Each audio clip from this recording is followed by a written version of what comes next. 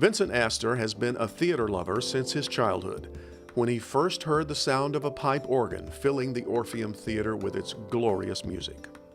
The organ is part of the theater. If there's an organist, you have an instant show. And seeing the theater alive and filled with music is a little different than just walking in. By his 20s, Vincent was the organist at the Orpheum, and his love of theater led him to research and write a historical book entitled Memphis Movie Theaters. Fortunately, the grandest of the old Memphis theaters still exists today, and it's filled with history. The first theater, called the Grand Opera House, was built in 1890, and Sarah Bernhardt played here, Adelina Patti played here. It was a variety theater in that it showed a variety of different types of entertainment. It was said to be the best two-night stand in the South. Memphis was. And that went through its era, lasted a little more than 10 years, and in 1907 it started being booked by the Orpheum Circuit and became the Memphis Orpheum Theater. Harry Houdini was here. Helen Keller was here. A lot of famous stars who did their turns in vaudeville were here. Vaudeville was successful for almost 2 decades in Memphis, but in 1923, disaster struck the Orpheum.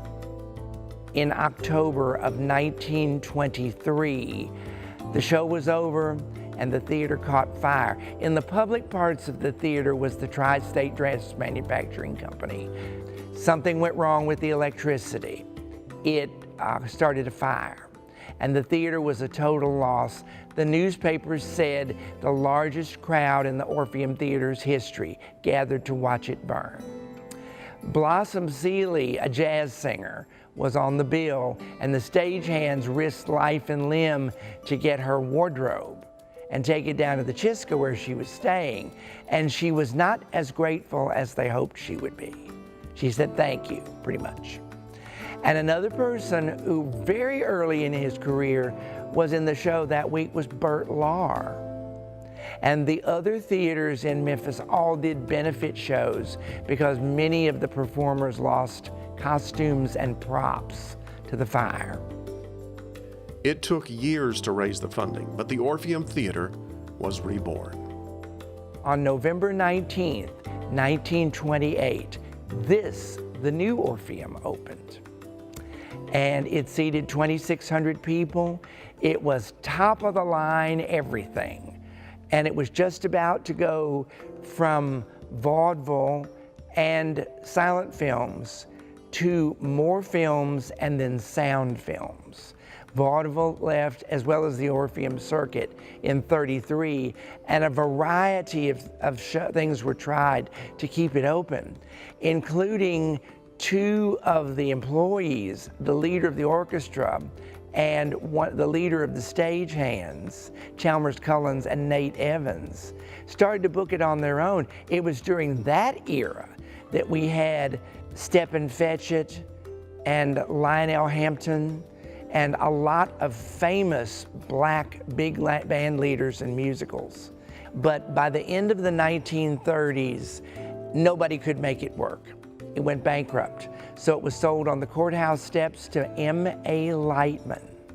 And that's when the Orpheum vertical began to read Malco. And it was the Malco Theater from 1940 until 1976. By the 70s, movie theaters were changing. Multiplexes became the norm, and the Orpheum was put up for sale.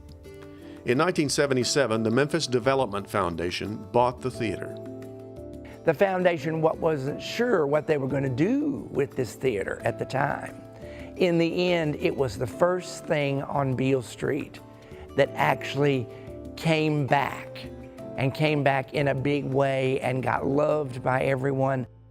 Any history of the Orpheum would be incomplete without mentioning its ghost. Supposedly, a little girl in white named Mary roams the halls and sits in her favorite seat, the stage left loge, row C, seat 5. In all the years Vincent has worked at the Orpheum, he's never seen Mary, but he has met her. there was one time when I had been gone from here for a while and was playing the organ like usual. And I got this notion that it turned chilly for a minute. And there was this notion that someone had run up to the console and run away again. Never Never Land is her favorite song. And childlike songs like When You Wish Upon a Star, that's when people see Mary. Today, after 2 restorations totaling $13 million, the Orpheum Theater has been returned to its glittering glory. Broadway plays, music concerts, films, and special events grace its historic stage. The Orpheum is one of only 4 surviving theaters in Tennessee that date from the era of the grand movie palaces. While the Orpheum may be the grandest of all, it was by no means the only theater downtown. Right down the street from here was the Princess Theater, which was built in the teens and went through a number of remodelings of the front maybe. And it was kind of a grind theater, double feature westerns and things like that. What is now the Majestic Grill was a movie theater that was opened in 1913 and became retail. That was one of the theaters that closed because they didn't want to make the investment, which everyone else had to do, in sound films. There was one theater next to Lowe's State called the Strand. It was also built in the teens, and it was larger. It was a Majestic also, but it was a little bit larger and lasted up until the 70s. Beale Street was a separate entity. Beale Street, in its heyday, had 4 theaters, all right together. There was the Beale Street Palace, which was more famous for its live theater than for its movies. The Old Daisy, which is famous for being backwards because they'd had a balcony and they needed fire escapes. The only place to come out was the alley behind. So the balcony was in the back. So when you walked in the front door, the screen was on your left and you were looking at the audience.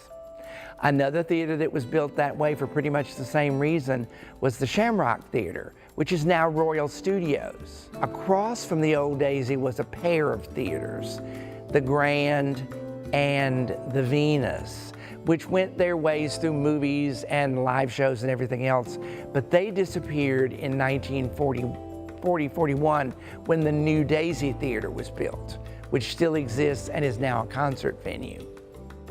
Fortunately for Memphians, the Orpheum Theater is still making history, entertaining modern audiences just as it did over 100 years ago. It serves as a gilded reminder of an era when Memphis was a theater town.